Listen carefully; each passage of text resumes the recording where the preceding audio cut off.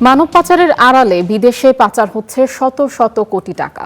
দেশের বিভিন্ন ব্যাংক অ্যাকাউন্টে মিলেছে অর্থ লেনদেনের সত্যতা, যা এখন স্টার নিউজের হাতে। এসব অবৈধ অর্থ দিয়ে বিশাল বহুল অট্টালিকা গড়ে তুলছেন মানব পাচার চক্রের হোতারা।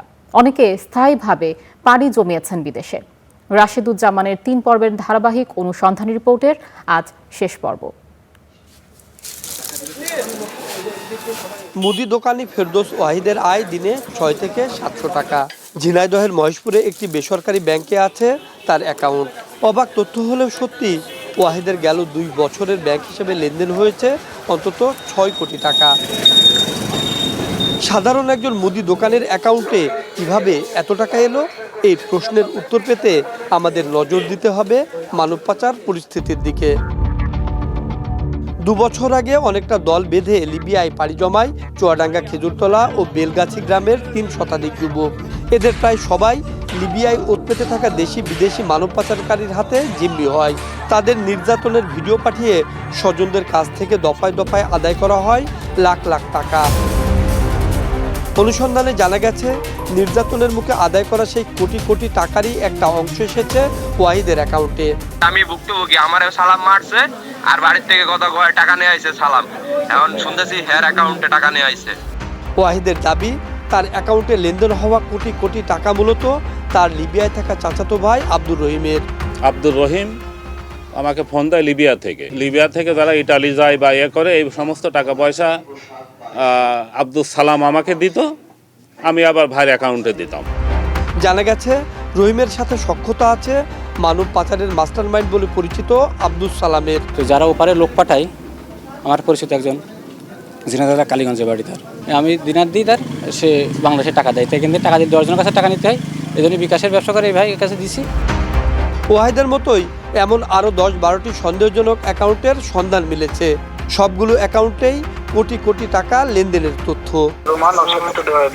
ব্যবসা করতাম, আমার অ্যাকাউন্টে দিয়ে দিত টাকা, আমি ওরে বিকাশে দিতাম, কিন্তু কিছুদিন লেনদেন করার পরে আমি সব বন্ধ করে দিয়েছি।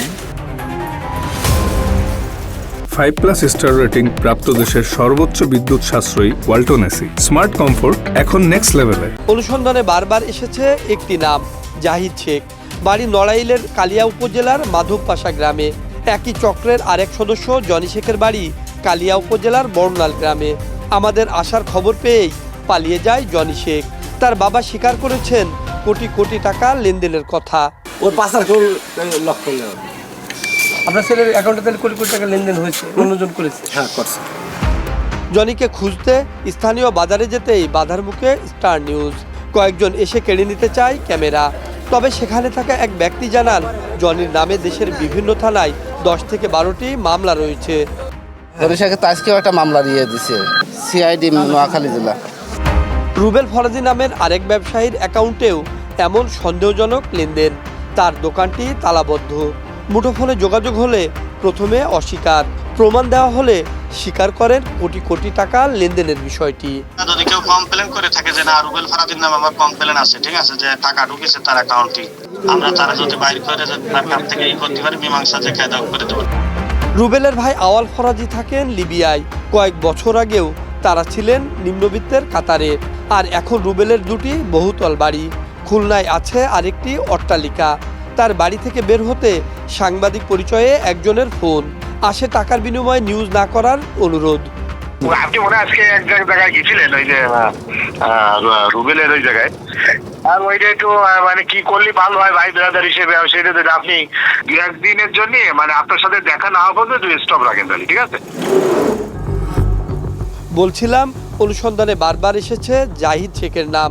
2024 সাল থেকে সৌদি আরবে থাকেন জাহিদ। গেল অক্টোবরে নিয়ে গেছেন স্ত্রীকেও। খুলনায় তারও রয়েছে আলিশান বাড়ি।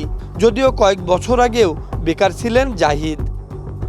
আর জাহিদ এনতে তো খুলনায় চলে, খুলনায় বাড়ি কিনছে, বাড়ি আছে, ছেলে কানগোলের ঘর ছেলে বাড়ি বেশি কেউ খায় না, এরা ওর তো রুবেলদের ওই ঘর তো খোলা আছে, ওরা কোথায় গেল তাহলে?